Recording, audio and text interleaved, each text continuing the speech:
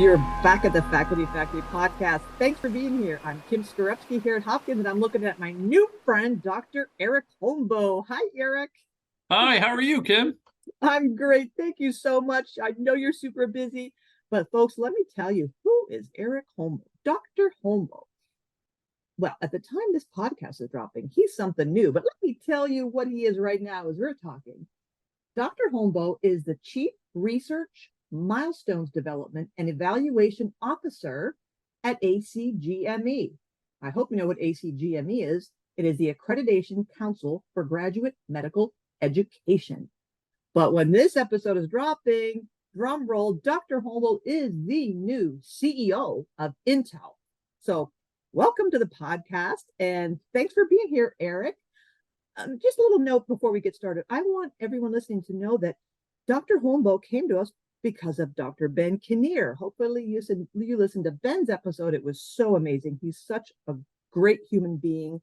I loved his parting words about growing your garden. So awesome. You got to listen to that episode. But anyway, Ben said, hey, you know who else you need on this podcast? Eric Holmboe. And I sent the email, and he was so kind, and he's here, and he's going to talk about something super cool, very important, not going to go away. We need to address it. It's transforming to an outcome-based system. So again, Dr. Eric Holmboe, thanks so much for being here. What in the world is outcomes-based system? Which system, which outcome? Yeah, no, thanks so much for having me, Kim. And by the way, I'm not the least bit surprised that Ben was amazing. He's one of my favorite individuals, and he's just incredibly bright. When we talk about outcomes, we're really referring to essentially two components. First is what we refer to educational outcomes. In other words, we want to make sure that our health professionals, in this case, I work mostly in the physician training space, truly have the abilities to provide high quality care when they exit the formal training years. And so we call those educational outcomes. Right now, we have ways of representing those. The ones that I particularly work with are called competency milestones, that are developmental descriptors of where folks should be moving along these various stages, with kind of a goal of reaching what we call proficiency at a minimum by the end of training in these kind of 6 general competencies and sub-competencies. Another way folks represent educational outcomes are called entrustable professional activities. I'm willing to bet Ben may have had a few words to say about those, and so I will refer to his wonderful expertise. But basically, EPAs describe the activities that physicians do. And the way we think about the two is you need a certain set of individual abilities in order to perform the activity. So EPAs tend to be a bit more holistic. So, the education outcome is really important, but ultimately, and one of the mantras of an outcomes-based approach is that you want to make sure it's meeting the needs of the public and communities you are serving. And so the ultimate outcomes are really how well are we caring for the health and healthcare of the people we serve. And so that in and of itself has evolved over time. Originally, it was called the triple aim, where we focused on what's the population health look like, what's the cost of care, and how do we reduce those costs since the United States is such an outlier, and also how do we make sure patients get safe, effective, efficient, patient-centered, timely, and equitable care. And that's where we started from the Institute of Healthcare Improvement. That then got evolved to the quadruple aim, where we realized we have to attend to the well-being of our healthcare workforce. Burnt out, fatigued healthcare professionals don't perform as well. Who knew, right? And then more recently, folks have argued that maybe we should move to the quintuple aim, where we elevate equity as its own core aim, given the pernicious and persistent problems of healthcare disparities.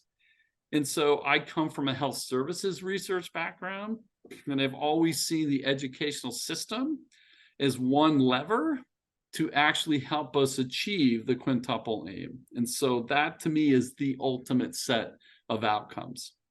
Oh my goodness. It's Amazing. First of all, thanks for that primer. I feel like we could just stop there, rewind, and let's go through each one of those things that's so complex and yet Yep.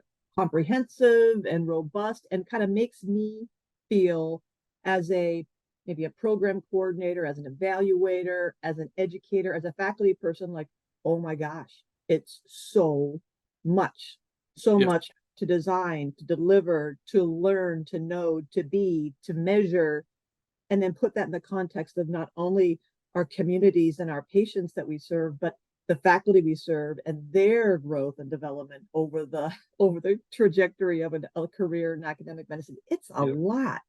How does the ACGME doing that now? How are we measuring those outcomes currently? It's a great question. I think one of the things that's kind of embedded in that kind of wonderful summary is just the complexity of the system, right? All the moving parts. And so we at the ACGME really try to think through the lens of complex adaptive systems and the interdependencies that are involved in running residency or a fellowship program. So you're absolutely right about the complexity. With regards to describing that journey, as I mentioned earlier, for the learners, the residents and fellows, that rubric or template, if you will, is the milestones. So most specialties have somewhere between 18 to 22 total subcompetencies, and things like, how well they can take a medical history, counsel a patient, work in interprofessional teams, navigate a system through things like care coordination and handoffs, and there are others, professionalism, etc. And those are really important. And to your point, it isn't just about the learners, because in order to really teach and assess all this, the faculty need to possess those abilities themselves.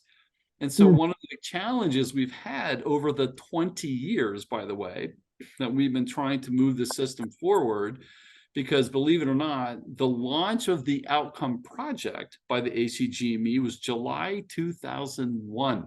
So we're 22 years into this journey, and it is a messy, iterative, difficult journey. And it's just something we're going to have to keep working at.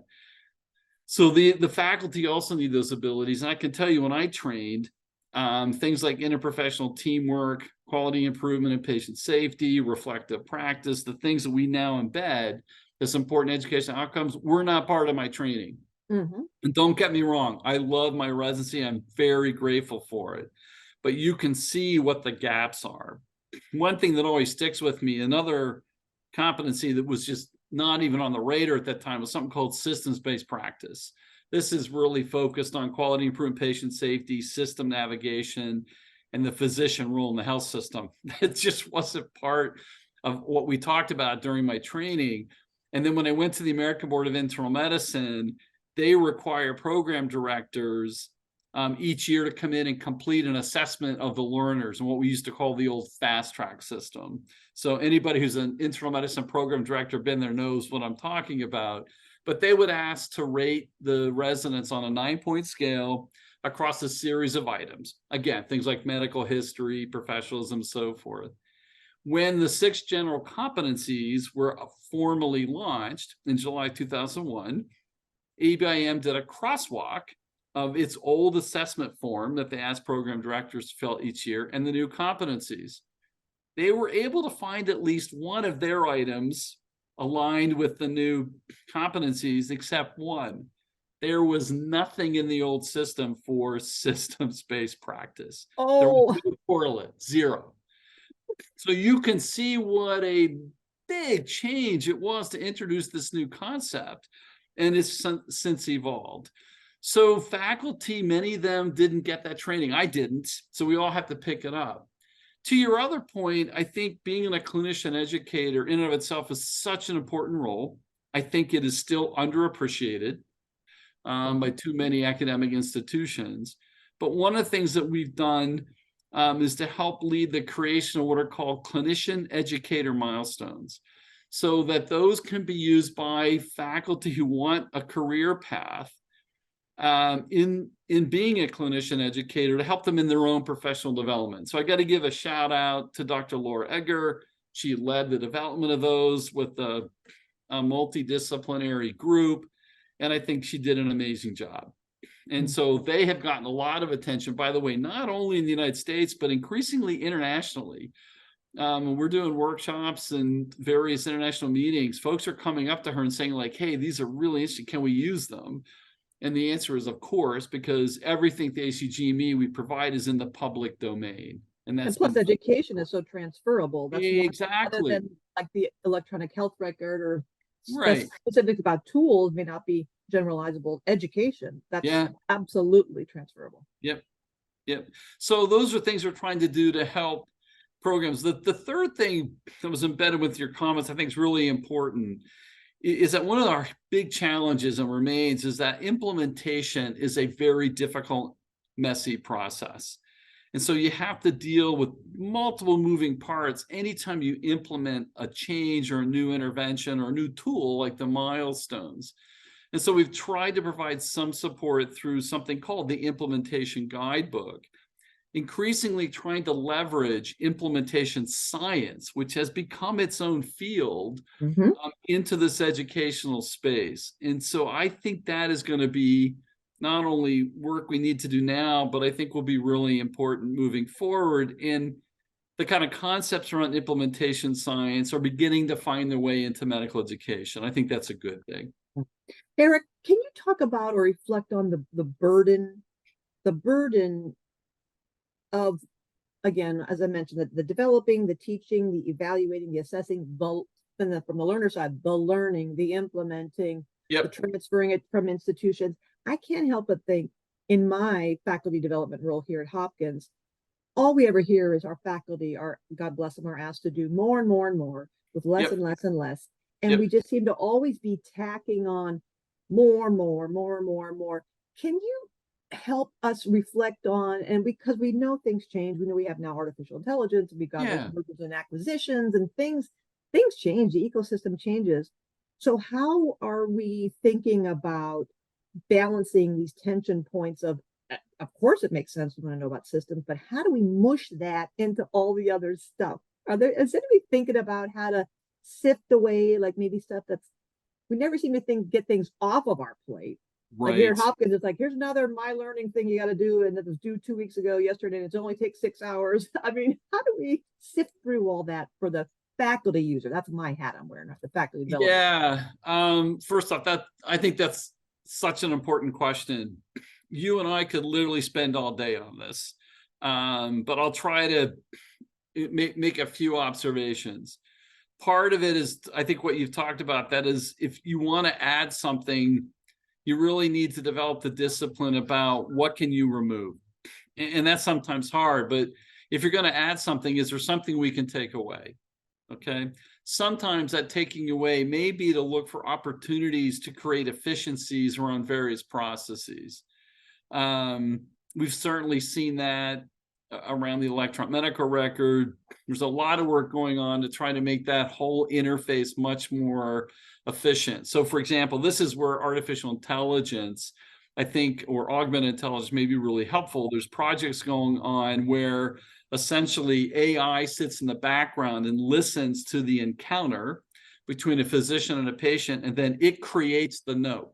So there's no writing on the part of the physician. They can give their full attention to the patient. That technology, by the way, is available now.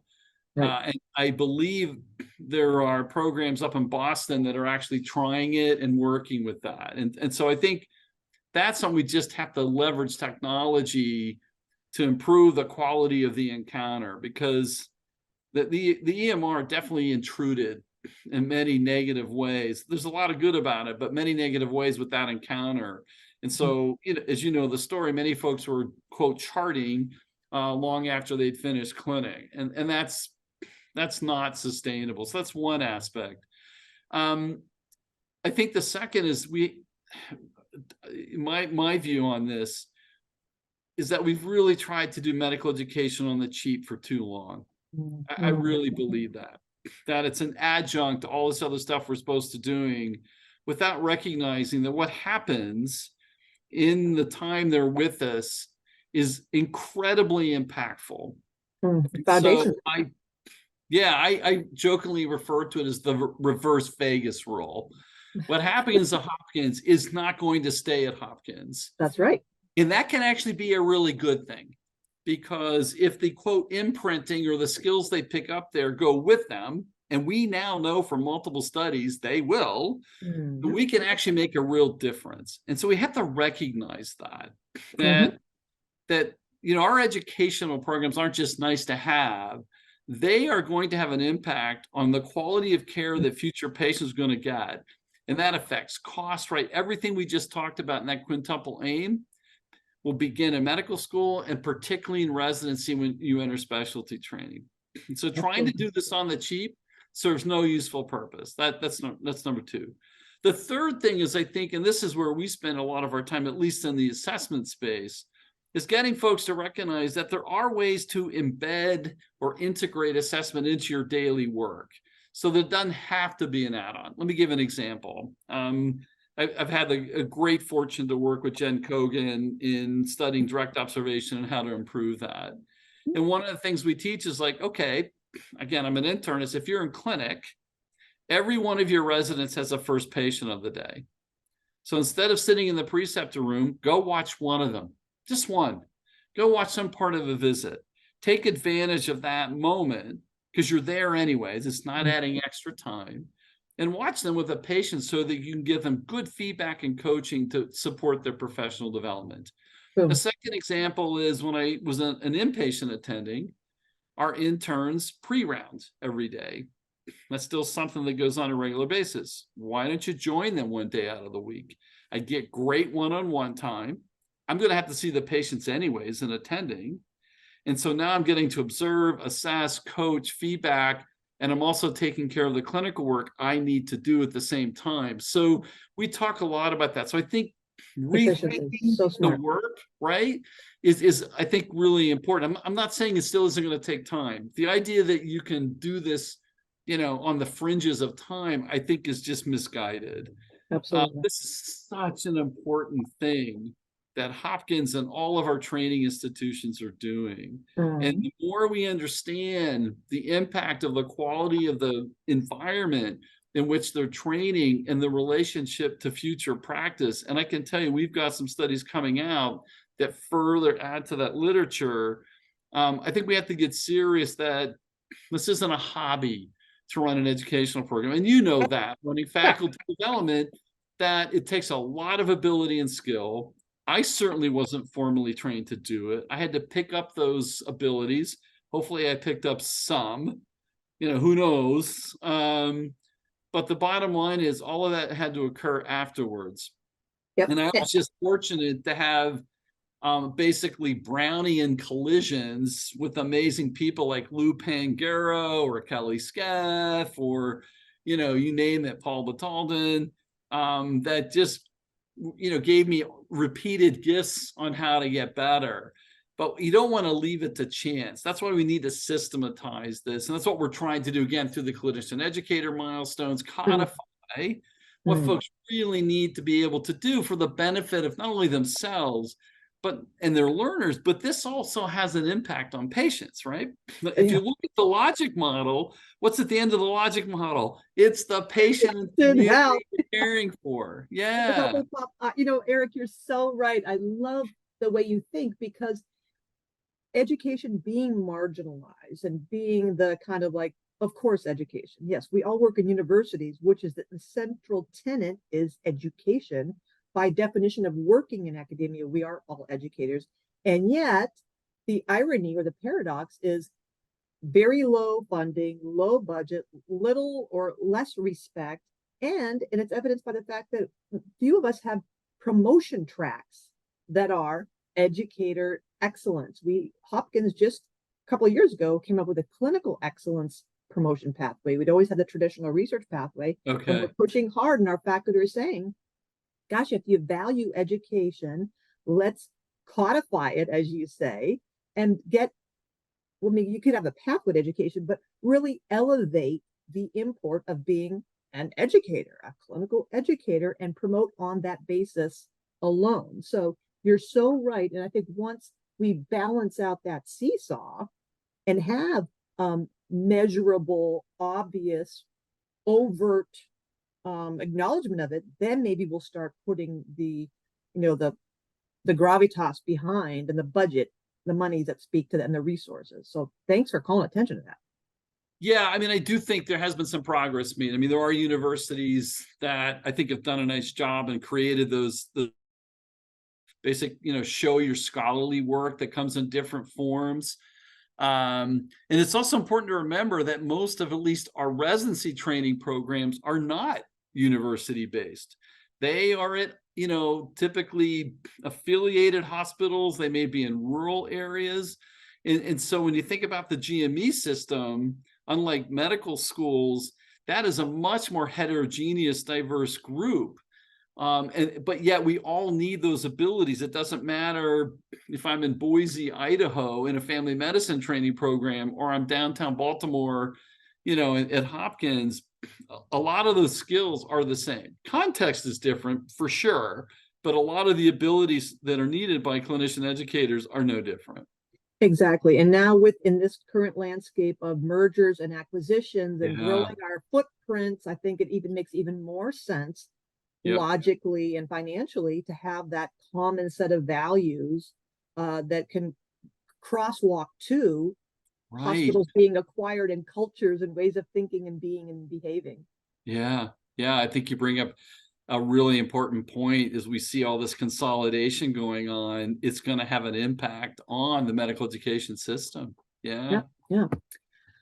Dr. Eric Hombo, I'm just dying to know, I can't help it, I'm just sitting here jumping at the bit. Could you, in the last few minutes, share with us, those of us who teach leadership, publish on leadership, read about leadership, and a lot of faculty, get coached on leadership. Did you as a 15-year-old young man think that you're someday going to be a professor and a CEO and da-da-da-da?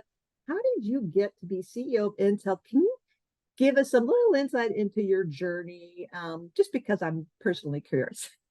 Yeah. So to answer your question, my 15-year-old self, that would be a no.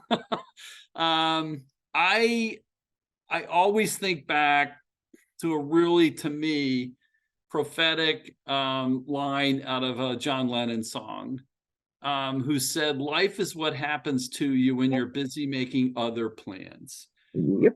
And that, I think, is a theme for me. I have been incredibly fortunate to encounter folks who opened up other possibilities for me about where the path might go. Because if you'd asked my 15-year-old self, by the way, I knew I wanted to be a physician. Don't ask me why. Nobody in my family's ever a doc. I knew that's what I wanted to be. I thought it would be a family medicine doc back in central Pennsylvania. I grew up in State College. And that is obviously a great place. And those are incredibly important roles. That was where I started.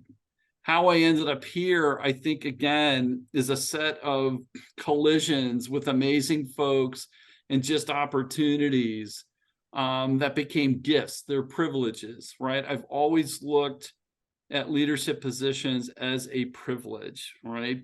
They're not entitlements. And I think it's really important to remember that.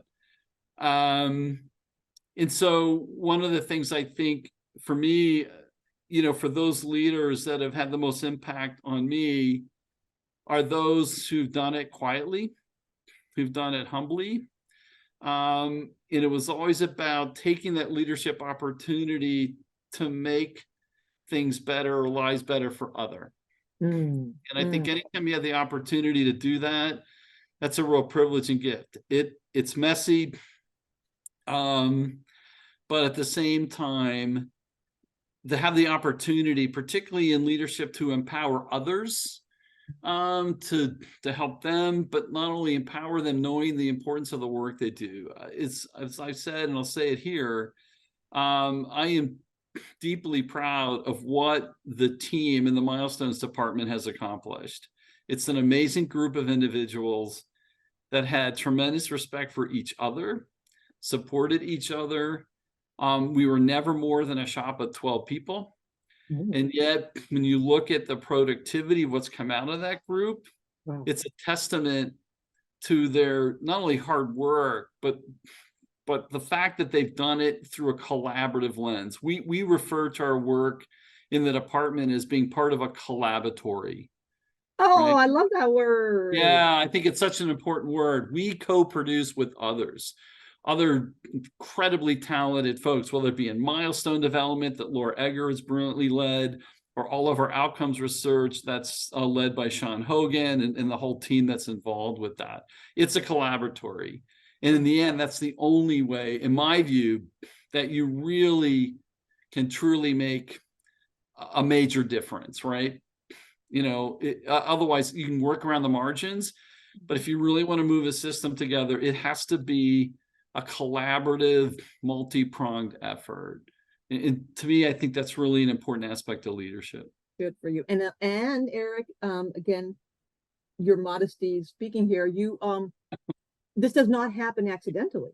One doesn't have such a vibrant, healthy, productive, passionate team by accident. I mean, I've never met anybody who's like, who knew? I just woke up one day and this team magically showed up in my life. It takes work. As you said, it's messy, multi-layered, highly complex, highly matrix systems we work in. And doesn't mean we don't make mistakes, but that is purposeful. So kudos to you and your leadership. Now I kind of understand how you now have the CEO title slapped on you. So, well, thank you for that. I would, you made me think of one other thing I'd like to share. So I was in the Navy for 23 years. And one of the things I learned there that became a really important life lesson is that never design anything that depends on you for its success. Oof. For the moment you do that, you have condemned it to failure. Right. And the reason that was so important in the Navy is we moved around. We would move from what was called one billet to another. So there was never any guarantee, unlike at a university or other places where you might stay for a long period of time. That just wasn't the usual design of a military career. So if you really thought something was going to be valuable and useful, you better design it so that somebody else can pick it up and do it better than you. Absolute sustainability. You are so right. How many times we've seen colleagues and friends and well-intentioned people designing something, creating something, building something, and then being all kind of cranky pants when they hand it off to somebody and the thing, whatever happened to the thing? Well, I gave it to Kim Skrupski and the thing all went to pot. That's maybe not Kim Skrupski's fault or whoever. It's right. Yeah, it's really it's because it's hard, it's difficult, but it is so important to recognize building and making something that has sustainability and legs and legacy beyond the fact that you're breathing air into it. Yeah, and the whole purpose is so that it iterates, right? I mean, you're never one and done. Like no matter what you create, that's its first iteration. The world changes, science changes. And so, you want folks to pick it up, make it their own, or make it, their own with others and move it forward. I mean, that to me is success.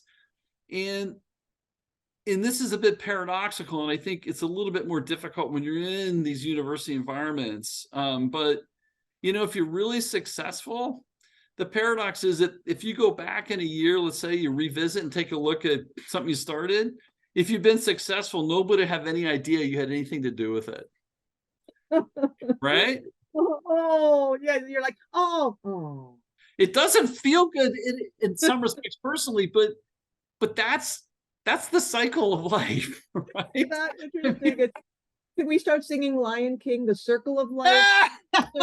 I love that. I love that I was movie. once interviewing somebody on this own podcast, and she started telling me about WAGs, writing accountability groups. And I sat there and thought, oh gosh, she doesn't know that I kind of did those. Like I have the book and the article and the website, and we started at School of Medicine, started back with my mentee, Karma Fouché in Hopkins. But that's success. And I was like, somebody picked that up. But somebody picked up what you did and they're using it. So good for you. I know. Isn't that so funny? I love it. Oh. That is humility. Good. You are so humble. Could you please, Dr. Eric Holmboe, tell us, what should we know about Intel? Yeah, thanks for asking. So Intealth is the umbrella organization for the Educational Commission for Foreign Medical Graduates, and FAMER, which is the Foundation for the Advancement of International Medical Education and Research. And so the ECFMG is really an essential organization for helping international medical graduates get credentialed and receive a certificate so that they can train in the United States. FAMER, based on its name, is really thinking more globally. It's kind of a way ECFMG is given back by creating, they have these international institutes to upskill or help folks acquire abilities through certificate programs is one example, and just try to contribute to this global drive to try to advance CBME. The reason I'm so attracted to organization is because of ABIM and ACGME. I've been doing a fair amount of work in the international space. And we've actually created what's called a regional hub assessment program at ACGME to improve frontline training and assessment practices, help faculty get better at it. And 7 of our hubs are international. So I've been working in different countries at ACGME. And one of the things I think a lot of folks don't recognize, but roughly 23 to 24% of the entire healthcare workforce in the United States are international medical grads. And they make up a similar proportion every year in residencies. In fact, they are absolutely critical to the health of internal medicine residency training system in the United States. Some programs would not exist without IMGs. And so these international graduates contribute mightily to the healthcare system. You know, when you have 1 in 5 to 1 in 4 docs coming through an international training program, you can see the impact they have and how important they are to our system. And right now, probably for the foreseeable future, the number of residency slots that are available versus the number of graduates coming out of US training programs, both allopathic and osteopathic, cannot fill all of those slots. In fact, the gap this past year was over 7,000 residency slots. Wow. Yeah, think about that. Again, about 22, 23%, give or take. So it just goes to show you, as has always been the case in this country, just how important folks coming from other places are to the vibrancy of our entire country, but also how lucky we are to be having these folks coming, because, you know, we are at times contributing to brain drain. And so we have to balance that, right? That's partly why FAME was created as part of a give back mechanism. So yeah, so this will be a very interesting change, and I hope to leverage, you know, my experience in the international space. But again, I feel very privileged to have this opportunity. It's an amazing group there, and I'm really privileged to work with them. Golly, and they are fortunate to have you, Dr. Eric Holmboe. This is, I can't wait to see what happens here. I love that you mentioned FAMER. I didn't realize that, but yeah, we've had Rashmi Bias and certainly Paige Morahan on the podcast. So this is, and I didn't know about Intealth. So we're all going to take a look to see what's happening at Intealth, INTEALTH.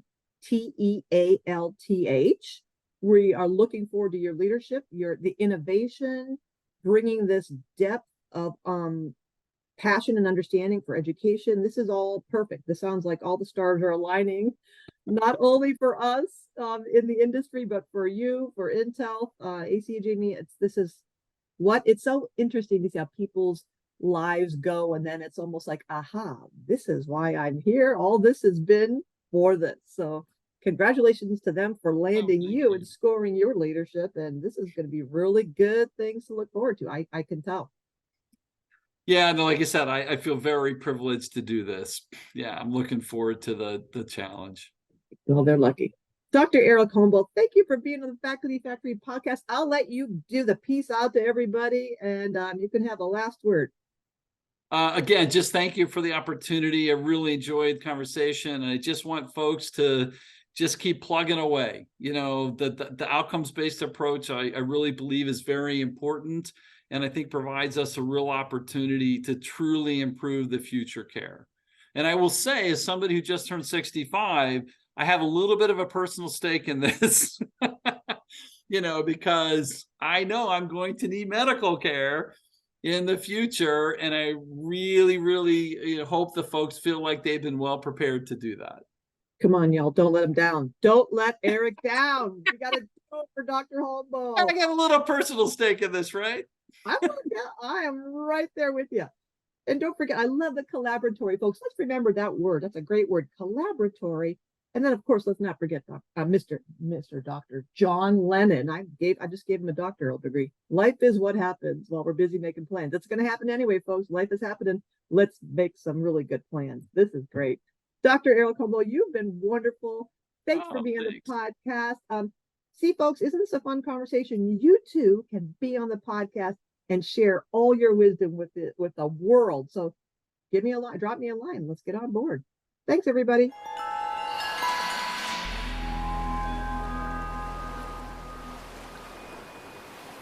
Welcome to year 6 of the Faculty Factory podcast. I just want to let you know that as of January 1st, 2024, this podcast has had nearly 86,000 total downloads and YouTube views from listeners in 94 different countries.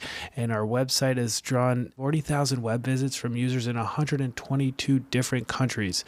This is an international platform, and we want you to be a guest on our show. Send us a message over at facultyfactory.org/contact us if you are interested, or if you just have any feedback on our show at all, or you can contact our host, Dr. Kimberly Skorupski, directly at kskorupski@jhmi.edu. Thank you so much for being a part of this program over the years. Thanks for tuning in to Faculty Factory Podcast. The mission of the Faculty Factory is to build and support a community of leaders in faculty development who share tools, resources, wisdom, and encouragement in service to our faculty members, schools, and institutions. We encourage you to go to facultyfactory.org to find out more. Get in touch with me, ask me any questions. Maybe you want to be interviewed on the podcast. Thanks for tuning in to Faculty Factory Podcast. We'll see you next time. The Faculty Factory podcast and website is sponsored by the Johns Hopkins University School of Medicine Office of Faculty. For more information, visit facultyfactory.org.